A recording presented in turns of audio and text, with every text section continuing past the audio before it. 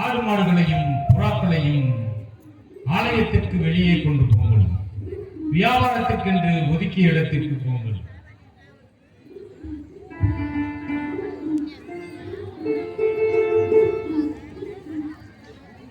என் தனேந்திரிய சங்கம் இவர்களுக்கு இவ்வாறு விற்பனை செய்ய அனுமதி அளித்திருக்க அவர்களை நீ ஏன் நிறுத்தீரே?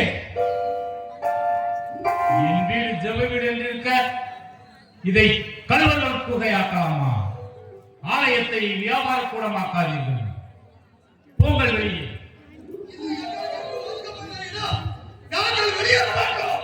போங்கள் வெளியே.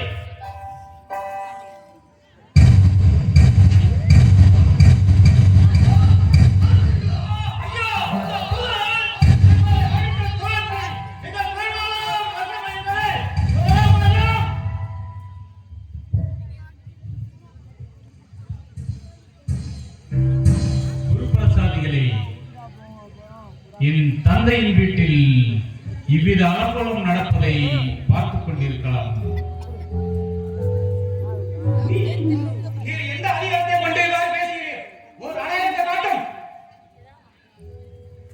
இதோ சாலமோனிலும் மேம்பட்டவர் இங்கு இருக்கிறார் என்று நீங்கள் அறிவீர்களாக. இதோ அடையாளம். இவ்வாலயத்தை நீங்கள் இடிப்பீர்கள். அதை நான் 3 நாளில் கட்டுவேன். 46 வருடங்கள் ஆகிவிட்டது ஆலயத்தை கட்ட. இதை நீர் 3 நாளில் கட்டிவிடுவீரோ? பலே பலே. ஓ நசரேனே, இதோ உன் தாயார் உன் சகோதரர்கள் உம்மை தேடி வந்திருக்கிறார்கள். போய் பாரும். இதோ என் சகோதரரும் தாயாரும்.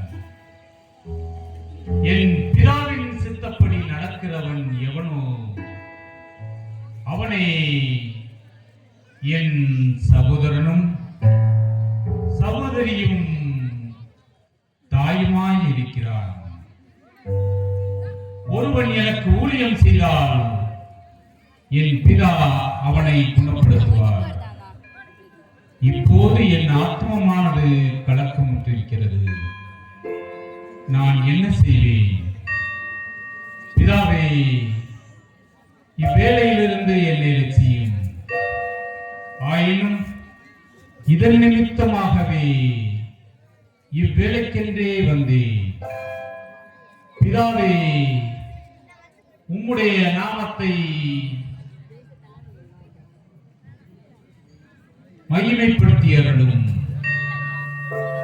நம் நாமத்தை மகிமைப்படுத்தினோம், இன்னும் மகிமைப்படுத்துவோம். இடிமுழக்கம் உண்டாகுது. என்ன இது?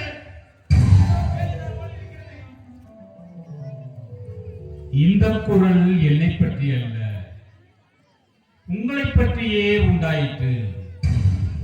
இப்போதே உலகிற்கு நியாயத்தீர்ப்பு உண்டாயிற்று. இப்போதே உலகத் தலைவன் புறம்பே தள்ளப்படுவான். கிறிஸ்துநாதர் என்றென்றைக்கும் இருக்கிறார் என்று நாங்கள் வேத பிரமாணத்தில் கேட்டு இருக்கிறோம். அப்படி இருக்க மனுமகன் உயர்த்தப்பட வேண்டும் என்று நீர் சொல்லுவது எப்படி? அந்த மனுமகன் யார்? இன்னும் கொஞ்ச காலம் உங்களுக்கு வெளிச்சம் உண்டு. ஆதலால் இருள் உங்களை வந்து மூடாதபடி ஒளி உள்ள போதே ஒளியின் மேல் விசுவாசமாகிறது. நானே ஒளியும் சத்தியமும் ஜீவனுமாய் இருக்கிறேன். என்னை காண்கிறவன் என் பிதாவை காண்கிறான். என்ன அர்த்தம் இது? இவர்தான் கடவுளா?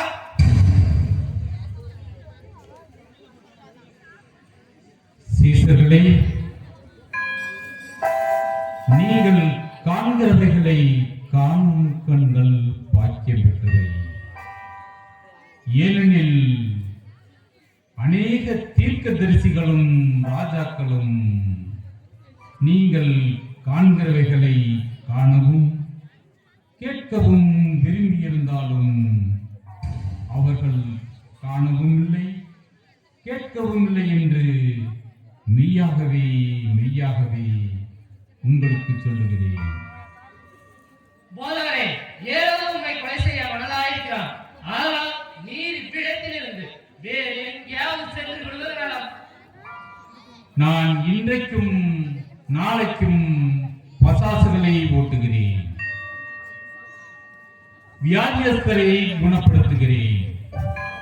3ஆம் நாளிலோ முற்றிலும் முடிவடைகிறேன் என்று அந்த நரியிடம் சொல்லுங்கள். வாருங்கள், கடைசி விசையாக பெத்தானியாவுக்கு செல்வோம்.